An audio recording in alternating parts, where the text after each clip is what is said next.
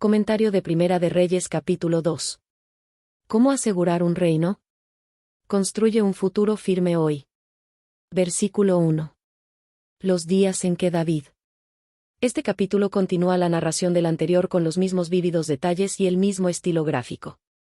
El relato, tal como se da en Crónicas, omite la insurrección de Adonías, y en cambio describe una gran asamblea de todos los principales de Israel, los sacerdotes y levitas, los jefes de las divisiones que servían al rey y los caudillos de todo el reino. Primera de Crónicas 23, 1 y 2, capítulos 28 y 29, para investir a Salomón como rey, por segunda vez. Capítulo 29, 22.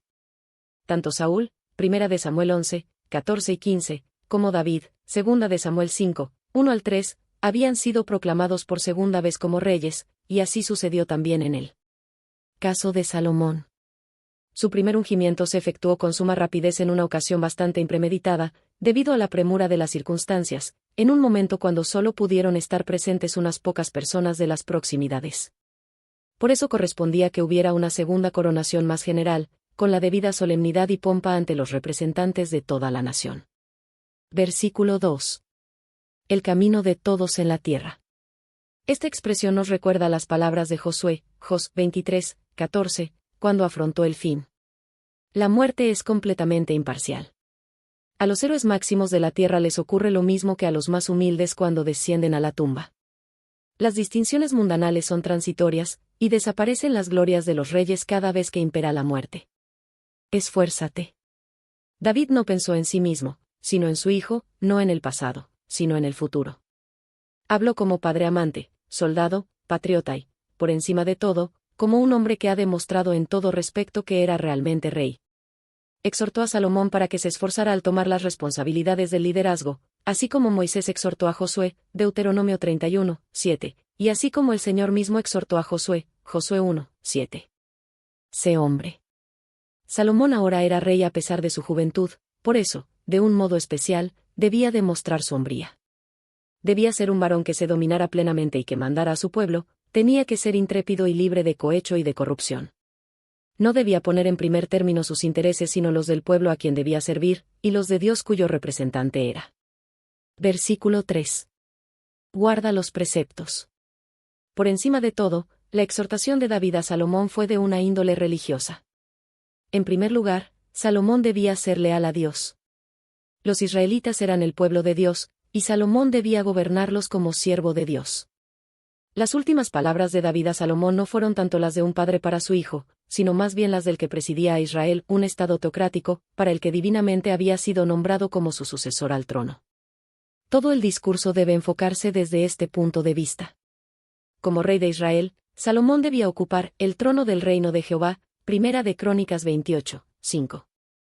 Cuando hubo tomado el reino, se sentó en el trono de Jehová, Primera de Crónicas 29, 23. Israel era una nación cuyo rey era Jehová, y el gobernante humano era solo un siervo de la nación y representante del Rey celestial. Andando en sus caminos. El rey debía conocer los caminos de Dios y caminar en ellos, no solo por su propio bien sino también para dar un ejemplo al pueblo. Los caminos de Dios eran caminos de rectitud y paz, y redundarían en bendiciones y prosperidad. Observando sus estatutos.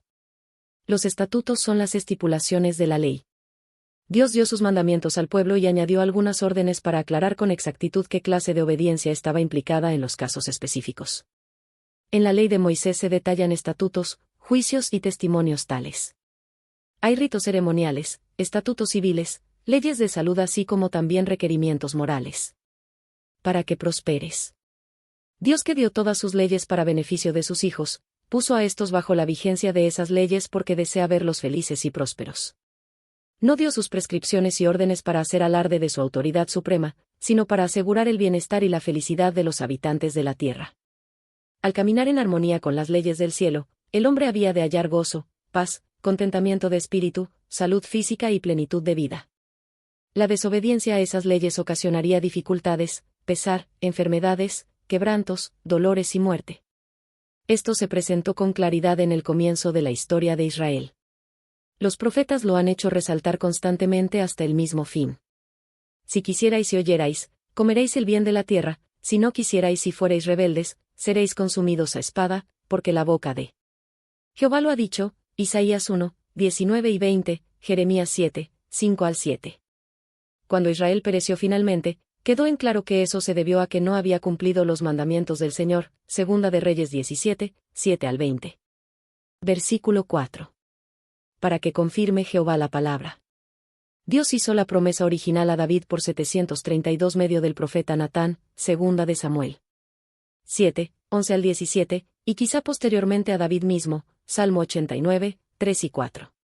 La promesa fue que la casa de David y su reino quedarían establecidos para siempre. El cumplimiento de esta promesa para los hijos de David dependía de una continua obediencia a los mandamientos de Dios, Salmo 132, 12. David le recordó a Salomón esta condición a fin de que fuera continuamente fiel y obediente a los mandamientos de Jehová. Versículo 6.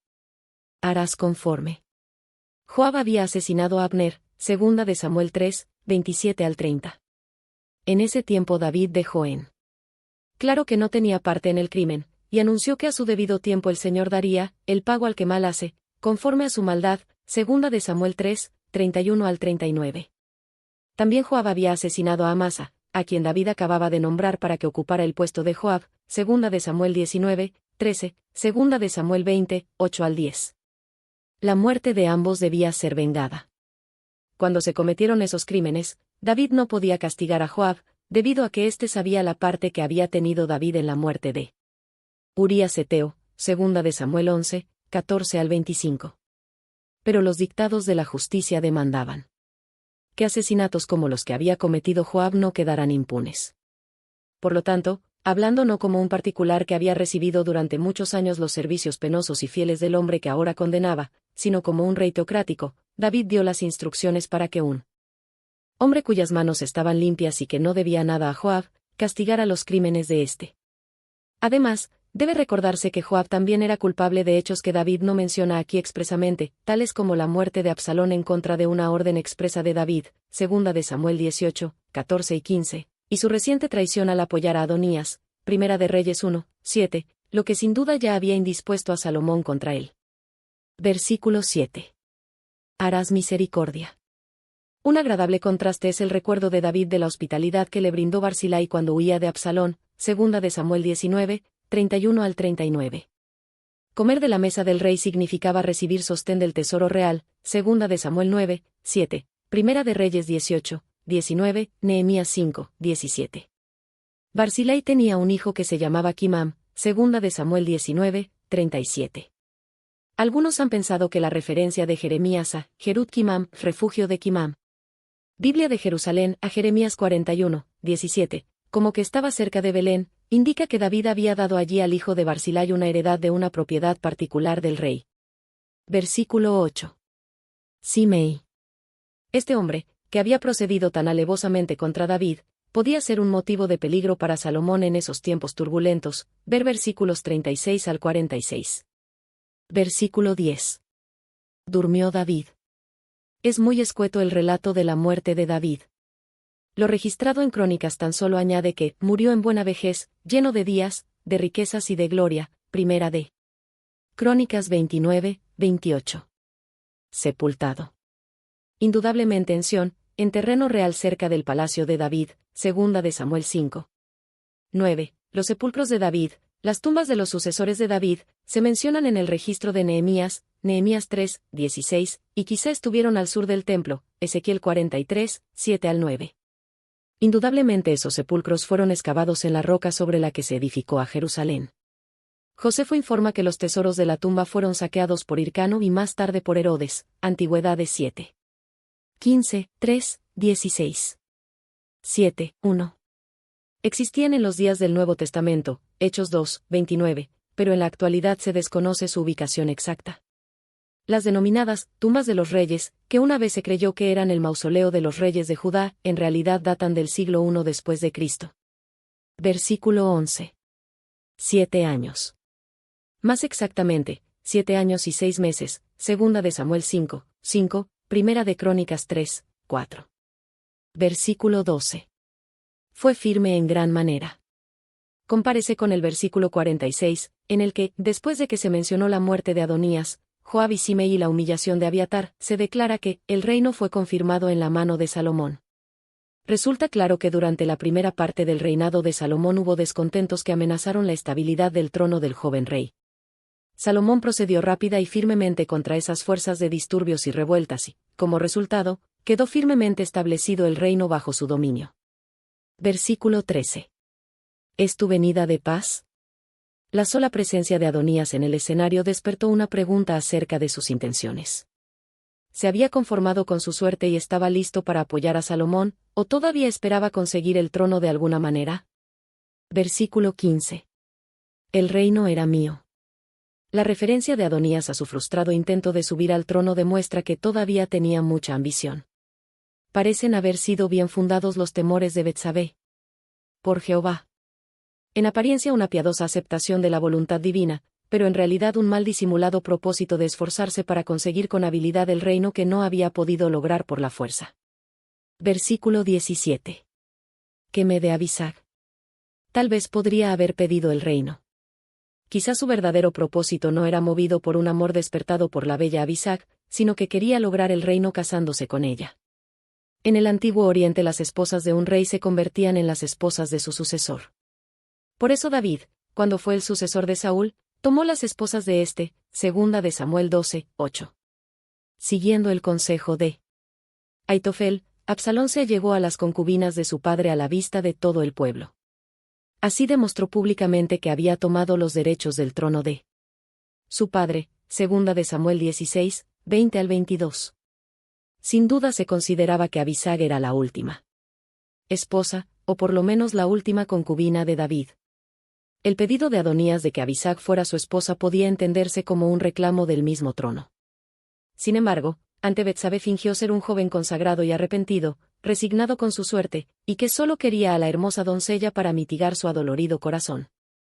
Versículo 18. Hablaré por ti. ¿Por qué estuvo dispuesta Betsabé para hablar en favor de Adonías delante del rey? Pensaba que era sincero, o vislumbró a través de sus ardides, pero accedió a su pedido con la esperanza de que Adonías quedara en paz y así se asegurara el reino para su hijo. Versículo 19. Se inclinó ante ella. La forma en que Salomón honró a su madre dio un ejemplo adecuado tanto para sus contemporáneos como para nosotros. En las cortes de la antigüedad, con frecuencia la reina madre recibía mucha honra.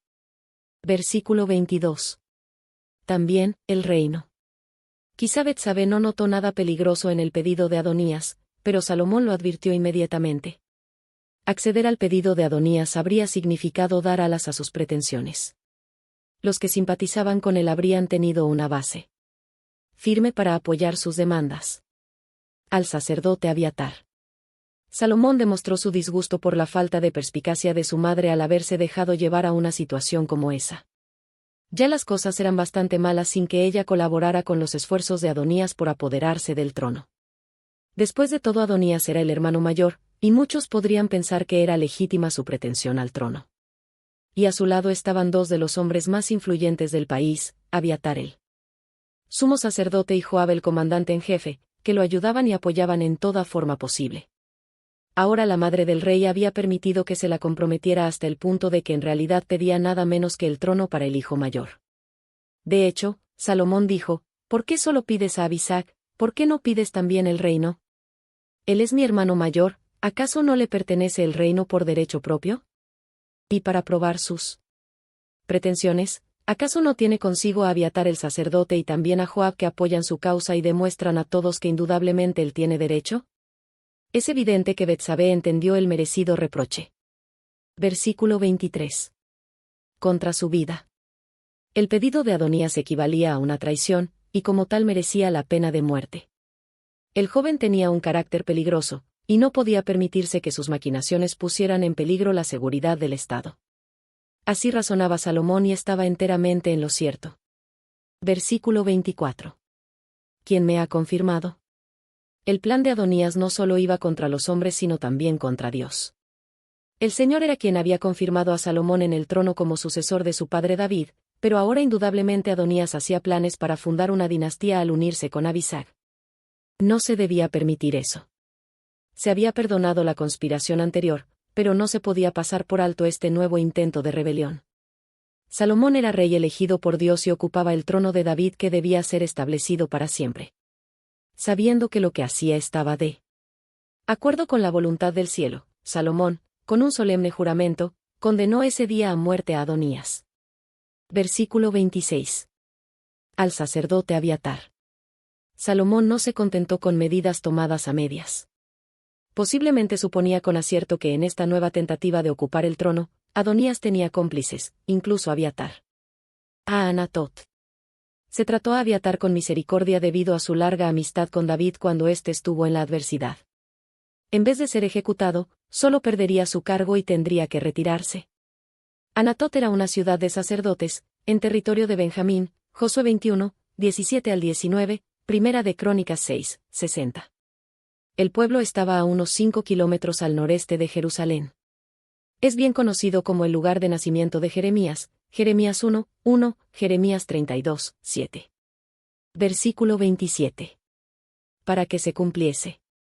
La profecía cumplida era la de Primera de Samuel 2, 30 al 35, Primera de Samuel 3, 11 al 14. Abiatar era descendiente de la casa de Elí y el único sobreviviente de la matanza que hizo. Doeg de los hijos de Ahimelech, Primera de Samuel 22, 9 al 23, Primera de Samuel 23, 6. Al deponer a Abiatar, el sumo sacerdocio pasaba de la casa de Itamar a la de Eleazar, hijo mayor de Aarón, a la cual pertenecía Sadoc, Números 25, 11 al 13, Primera de Crónicas 24, 1 al 6. Hasta ese momento, tanto Abiatar como Sadoc habían ejercido la función de sacerdotes. Y habían mantenido cierta medida de coordinación entre ambos. El tabernáculo estaba en Gabaón a cargo de Sadoc y el arca en el monte de Sión a cargo de Abiatar. Cuando menguó Abiatar, la dignidad del cargo del sumo sacerdote pasó a Sadoc. No se debe pensar que el propósito de Salomón al humillar a Abiatar era meramente hacer cumplir la profecía. Su proceder fue movido por las circunstancias. Dios decreta porque ve de antemano. Versículo 29. Arremete contra él. Joab huyó al santuario cuando supo de la muerte de Adonías. Si se hubiese sentido libre de toda complicidad en la última conspiración, difícilmente habría temido por su vida. Las palabras de Salomón al pronunciar sentencia sobre él no hacen referencia a nada, a no ser los antiguos crímenes mencionados en el encargo que le hizo David cuando moría. Sin duda, una de las razones fue que se negaba asilo en el santuario en los casos de asesinato con alevosía. Éxodo 21, 14. Las leyes contra el derramamiento de sangre eran tan rígidas que es dudoso que de acuerdo con la ley pudiera perdonarse a un asesino, Números 35, 16 al 34, Deuteronomio 19, 11 al 13. Si no se ejecutaba la sentencia contra el asesino, la tierra sería amancillada por la sangre, Números 35, 33. El altar proporcionaba asilo solo para los que habían matado sin premeditación, pero este no era el caso de Joab. Conociendo bien la ley, Joab sabía la suerte que le esperaba. Aunque era un rudo y endurecido soldado, demasiado duro, aun para el vigoroso guerrero David, el viejo capitán hizo frente a su suerte sin una palabra de protesta o un acto de resistencia.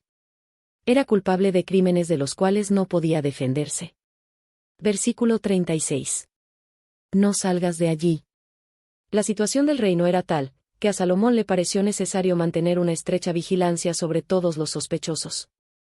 El inquieto Simei estaba entre las personas de quienes podía esperarse que se levantaran contra el rey apenas se presentara la oportunidad. Se sabía que era adicto de la casa de Saúl y acervo enemigo de la casa de David. Prohibir a Simei que saliera de Jerusalén tan solo era una razonable precaución contra una traición. Versículo 37. Cedrón. El valle que corre de norte a sur, muy cerca del muro oriental de Jerusalén. Más allá estaba lo que después se conoció como el Monte de los Olivos. En la actualidad, ningún arroyo corre por este valle a no ser en la estación lluviosa. La referencia a cruzar el Cedrón muestra que el propósito era impedirle que volviera a Bahurim de donde era oriundo, segunda de Samuel 16, 5, y donde podría tener su máxima influencia y las mejores oportunidades para fomentar disturbios. Bahurim estaba en las proximidades del Monte de los Olivos, en el camino que descendía al Jordán. Versículo 39. Gad. Ciudad que perteneció antes a los filisteos, pero que fue tomada por David, Primera de Crónicas 18, 1. Aquí se dice que tenía un rey, pero tal vez el rey dependía de la monarquía hebrea. Versículo 40. Simei se levantó. El relato no indica que no hubiera sido hecho de buena fe el viaje de Simei a Gad, con el propósito de traer de regreso a sus siervos. Pero queda en pie el hecho de que había desobedecido la orden del rey y quebrantado su propia solemne promesa. Esto es algo que se hace resaltar. Si Simei hubiese querido ser leal a su juramento, habría informado al rey de las circunstancias, le habría pedido permiso para ir a traer de vuelta a sus siervos y habría esperado la orden del rey. Pero al proceder por su propia cuenta y al aventurarse en un país extranjero que con frecuencia había estado en guerra con el padre de Salomón, era evidente que Simei se exponía a que se sospechara de él. Versículo 42. Hizo venir a Simei. Salomón no condenó a Simei sin considerar debidamente el caso y sin presentar claramente todos los hechos delante del acusado. Con preguntas escudriñadoras Salomón demostró que Simei no tenía excusa. Simei había jurado solemnemente que respetaría el decreto del rey. ¿Por qué no había respetado el juramento? La respuesta del silencio se convirtió en su sentencia de muerte. Versículo 44. Tu corazón bien sabe. Nadie conoce tan bien toda la maldad oculta en el corazón como el transgresor mismo. Teniendo su vida en juego, Simei sabía que su propio mal corazón era el mejor testigo contra él mismo. Tu cabeza. Dios no es un ejecutor arbitrario de la sentencia provocada por la transgresión. Los pecadores cosechan el castigo que ellos mismos han sembrado. Lo que condenó a muerte a Simei fue su propia iniquidad, no meramente el veredicto de un rey terrenal. Versículo 46. El reino fue confirmado. Ver versículo 12. Comentario bíblico adventista del libro Primera de Reyes capítulo 2.